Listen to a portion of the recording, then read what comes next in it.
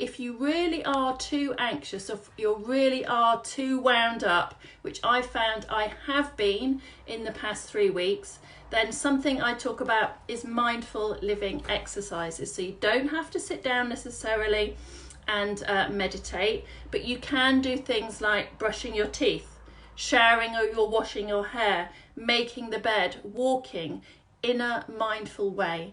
And what I mean by that, so mindfulness is all about being really consciously in the here, the now, in the moment, and sensing as much as you can sense in that moment. So touch, smell, sight, sound, being super conscious. So for example, if you're going to be brushing your teeth in a mindful way, this one doesn't work for me, but for some people it does, then it's feeling the bristles on your teeth. It's being really conscious of the movement of your hand.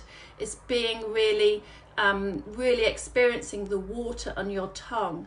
It's hearing the water as it hits against the bowl in the sink. It's that, because when you are focusing in a mindful way, you are training your brain to be able to do that another time. You're training your brain to be able to take a gap before you react to certain things.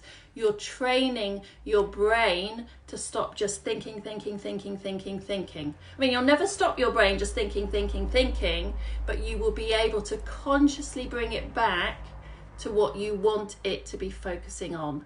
So hugely recommend mindfulness. And in the back, so there's a few ways of how to do that, a few tips and techniques of how to do that. And then there is actually a mini mindfulness exercise, which I do a lot. I do at the beginning of most of my coaching sessions with my clients. Because the other thing that mindfulness does is it really brings you back to the present moment. It has you be really conscious of things that are going on in your body that when we're rushing around, we're not always conscious of. So even just taking a moment and taking a deep breath and really checking in with your body right here, right now, just makes you so much more conscious of things, of thoughts, reactions, and have you be completely in the present moment